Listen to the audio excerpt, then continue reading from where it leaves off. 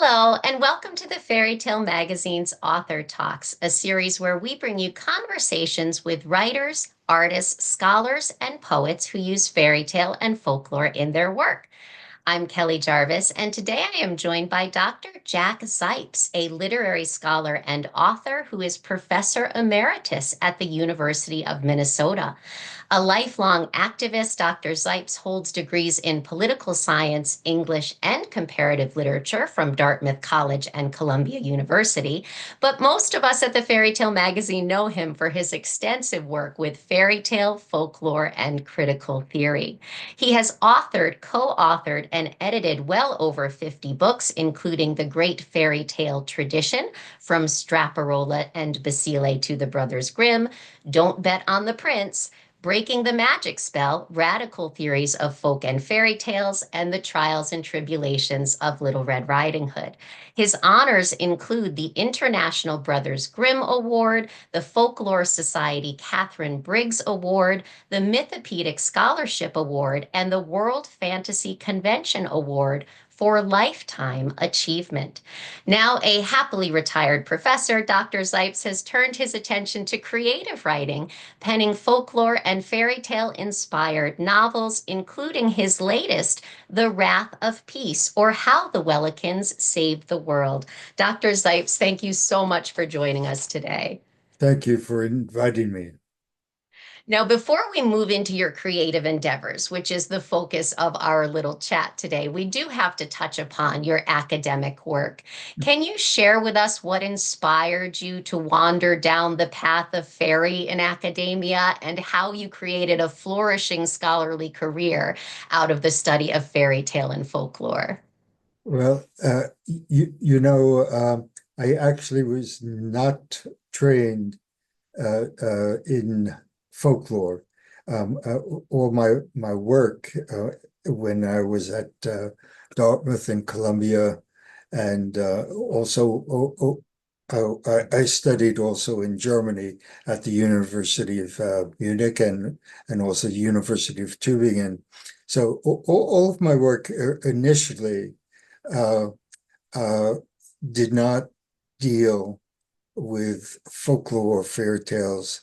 I stumbled into folklore and fairy tales because a woman at one of the conferences I was speaking um, invited me to or recruited me to do the complete fairy tales, translate the complete fairy tales of the Brothers Grimm. But at the same time, this was in the 1970s when we were at the Vietnam War, and I was very much against what we were doing in Vietnam, and uh, uh, and actually lost my job at NYU because I was protesting too much and spoke out and led a big strike to try to change the way we were teaching students at the university, and eventually I landed in Milwaukee, University of Wisconsin-Milwaukee. I think it was about 1972 or 73, and a German professor, Hans Meyer, brilliant um, critic, had and I had translated one of his books. He was there as a guest professor at the University of Wisconsin-Milwaukee, and he knew that I was being blacklisted in the country. And he went into the dean, the author there, the dean there, and he said, "You hire Zipes." And he was this type of guy. He scared the dean, and so I lost my job at NYU and wound up in the Midwest. I'd never been there before, and I'm a New Yorker, and but things turned well because I was given a lot of freedom, and I started a journal called New German Critique at the University of Wisconsin-Milwaukee, and founded it, and worked with other critics. And at the same time, I noticed that the war, we ended the war in Vietnam. There was a victory we put a stop to it. But I noticed that the students retreated and weren't political anymore, and they were not. They didn't realize that we had to continue to change the way people were educated, so that they were not dumbed down, so that children would not be dumbed down. And I was very upset by this, so I decided that I would try to go into public schools while I was teaching at the university. I would go and start doing storytelling and try to educate myself. And here's where all the folklore comes in, about how are children influenced, with, and when I say children, I mean children from about 5 to 50. And the and I realized that we really had to pay attention to the type of folk tales and storytelling that went on. Otherwise, we would lead to a situation in which people were not so well educated that things would turn bad. And an example is right now, and we live at a time when people have been dumbed down, and so that millions of people have voted for a crude dictator or authoritarian. And a lot of this has to do with the early reading and the oral storytelling, as well as written fairy tales, and that we had to use our imagination in a way to resist this type of, let us say, authoritarian ideology. So my uh, my path is a rocky path, because I certainly have written 40, 50, maybe close to 100 books, actually, that are theoretical, or histories, or biographies, and so on, and translations. Um, and so that's how I wound up writing the type of books that are somewhat unusual for somebody who was not trained in this field. I love that you stumbled upon the world of fairy and that you were able to use it in terms of education and in terms of resistance. It's so much more important, I think, than many people in academia do realize. Now, Yes. obviously, your academic writing has left an incredible impact on that scholarly study of folklore and fairy tale, but I'm curious, how Mm, has your scholarship affected your creative writing? mhm. Which aspects of your academic career do you carry with you Yes. into the realm of storytelling, and which aspects do you leave behind? Right. Well, when I studied at I always wanted to become the great American novelist. As really, as a young man, or a student in high school, I was always writing. Uh, I was the editor of the high school newspaper. When I went to Dartmouth, I was the sports editor, and had my own column. I was always writing, and my father wanted me to become a lawyer, and I decided, however, that I wanted to become a writer and support myself by becoming a professor of American English, American literature at Columbia. And so all of that uh, uh, led strangely uh, to not to writing novels, but while I was writing, and you probably don't know this, but while I was writing my theoretical works, this goes on from about 1970 to the present. I did write a lot of short fairy tales, and uh, some of them were published uh, to a great extent in the UK. I have published a lot of books in the UK because I've had a, a very close contact with Routledge, the publishing house in England. And so, and I used these tales um, as I translated, say, I translated the complete tales of the Brothers Grimm.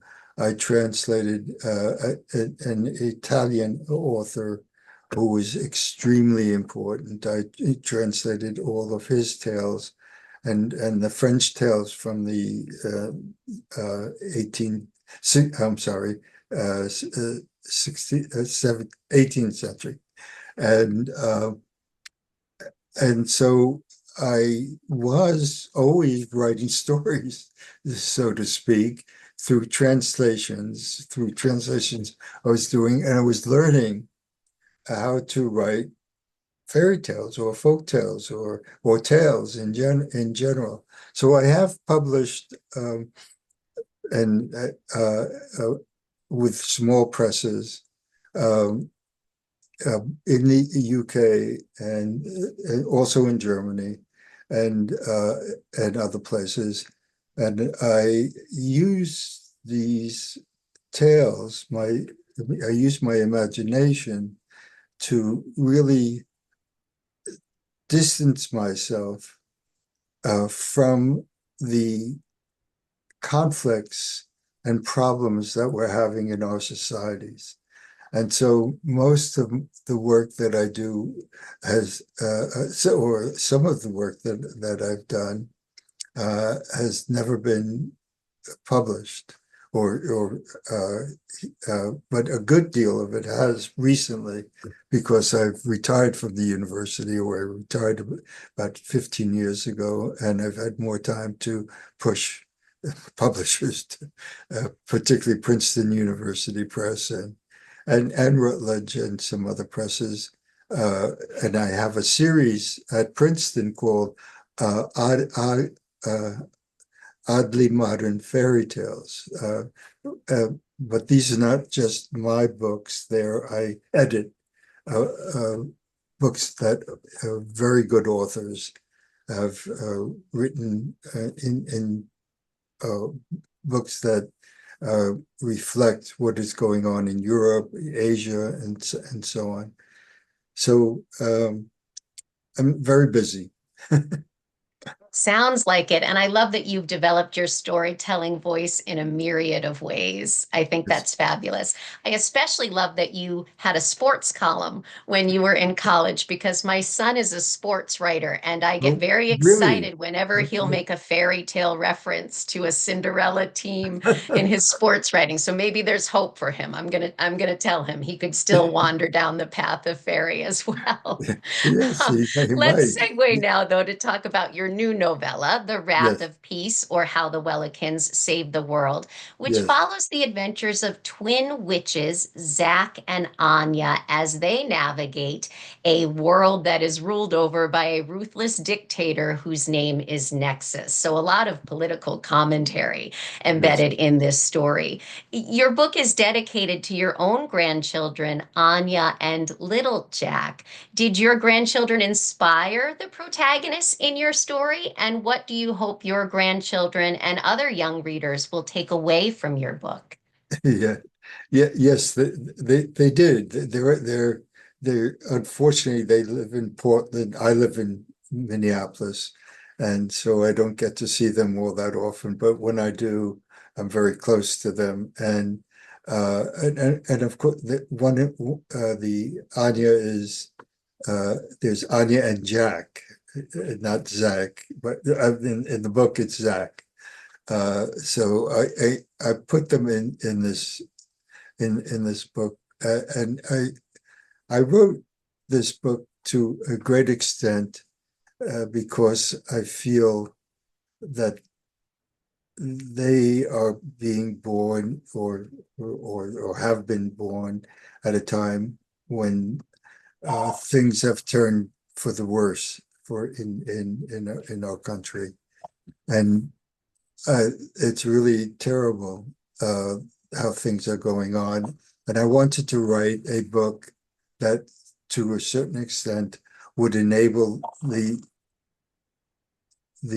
my grandchildren to understand how they could resist the things that are happening. And so I they can't read well. The older one, Anya, has started to read and write, and Jack, the little Jack, we call him, is about to do that. So there's some time that before they will be able to really read, although my daughter reads to them and reads out of this book.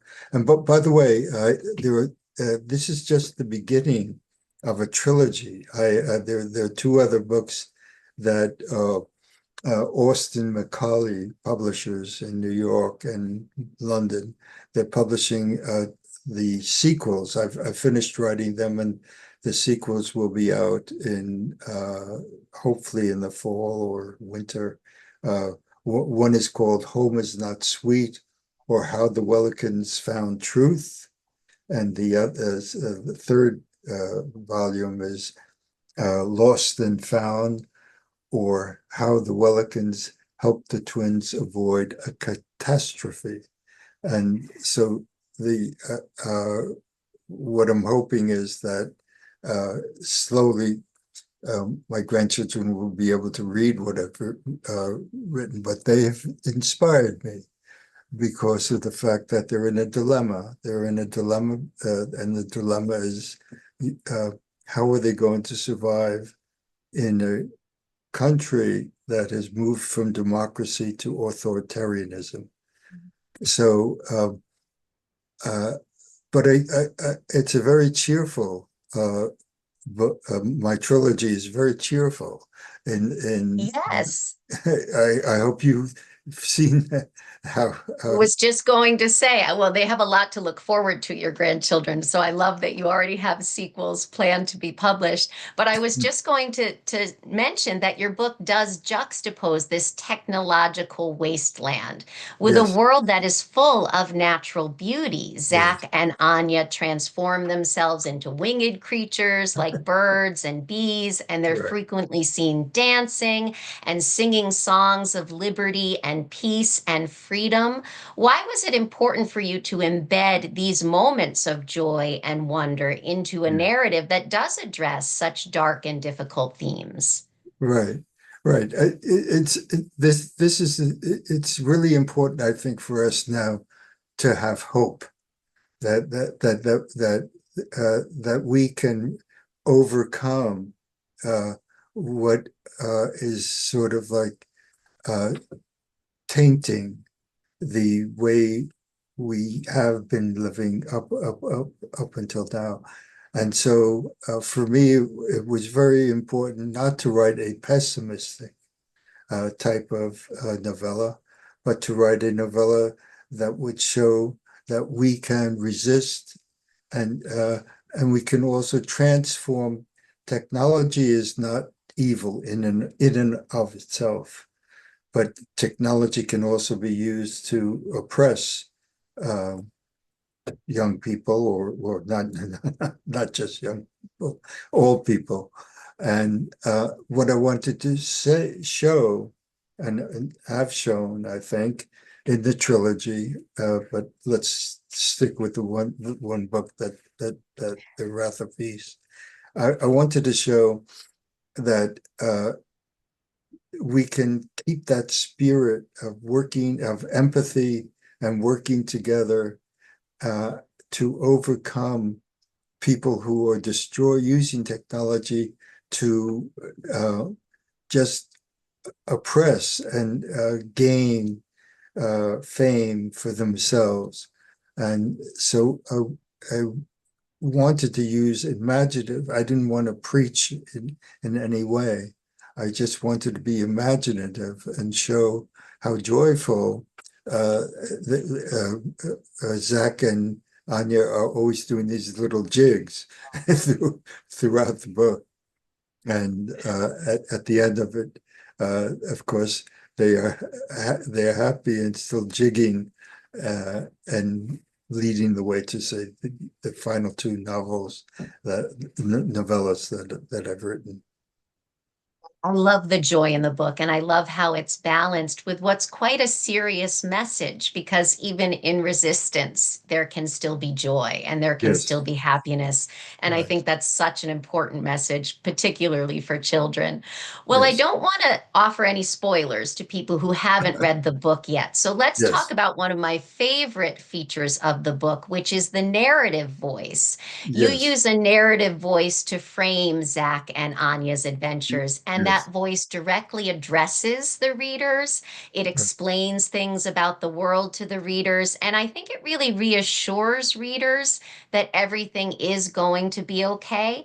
Why right. did you choose to filter your novella through this particular voice, and do you see that as a part of a long-standing tradition in children's literature? Right. Right. Yeah, I think that this is the narrator is a strange guy. It's me, of course, and very strange because he he interferes in the narrative. He breaks it up. He comments. He doesn't. It, and he's non. He doesn't. He's not non-judgmental, and he stumbles quite a bit. And that's that. And to a certain extent, I think there's a lot of all of us. We all do that, and when we narrate, and we don't exactly know where we're going, and he's trying to collect sort of incidents or reflect upon incidents because he's also questions what is happening in the world, and so I wanted to get that voice, sort of narrative voice that would allow for play, a little play that's going on. He's a little uh, uh, yeah, I would say strange, a little strange narrative, because you don't know exactly where he is, but he has connections to all. It's not as though he is above it or under it or in any way, but he uh, sort of always comments on what he's doing and saying uh, things that. Uh, or don't have something to do really with what is happening. And then he turns it around and continues and presents things, I think, in a very unusual way. Well, the narrator may be strange, but it's strange in a good way because I Yes. absolutely loved him. And I love knowing that that is a reflection of your own voice. When I go back and reread The Wrath of Peace, I'm going to think of you telling me that story. Yes. So I'm excited to revisit it, certainly. At the end of your story, I think it is the narrator who says the ending is only the beginning. And Yes. you've already talked about the two sequels to the novella. What Yes. else do you have in store for readers as we wrap up our interview? What can you give our viewers to look forward to in terms Yes. of your future publications? Yes, I do a lot of work, as I said, with Princeton University Press, and I have the series, the Ugly Modern Fairy Tales, and the Ugly Modern Fairy Tales. There's an author, a Hungarian author by the name of Paul Tabori, and I'm publishing a book that he wrote of erotic fairy tales in 19 I think it was 1917, and I discovered him recently. And so Princeton is probably going to do that in my series. I a book that uh, the author is Paul Tabori, but I've discovered his collection. He's dead. He died in 19. He was born at the beginning of the 20th century, and he died in I think it was 1975. That's right. And he lived quite a life. He fled the Nazis. He was Jewish, fled the Nazis, went to London, and he's written science fiction books, and nobody knows about him. And among the books, other than the science, there are about 15 science fiction books that are amazing. But he did also one volume called Erotic Fairy Tales that were published that he translated from German and French, and these are tales from the 19. I'm sorry. Let me get from the night. I'm sorry, 1890s. So they're really amazing tales, and they're not pornographic. They're really critiques of the way that people related in the French, in the Edwardian period in England. And so this book is a book that hopefully will come out in the coming year. And I've also a book that is definitely coming out this fall is a book of never-ending fairy tales from the Jewish writers in the period of 1890 to 1935. And these are tales that show how they're by different authors, great authors, Yiddish, who wrote in Yiddish and or Hebrew, and not in English, and were all translated by very gifted writers in the 20th century. And these tales show to what extent the Jews used their brains and not violence to overcome the oppression that they were faced. And to a certain extent, it's a critique of what's going on in the Middle East right now, because of the way that the Israelis have become really hideous in the way that they have continued wars that are not really Jewish. That's not how Jews live in America or other countries where Jews have assimilated. And the building of a Jewish state after World War II was a mistake, that's my opinion, because of the fact that they have that Israel, which began as a wonderful project, has failed, and failed in a very ugly way.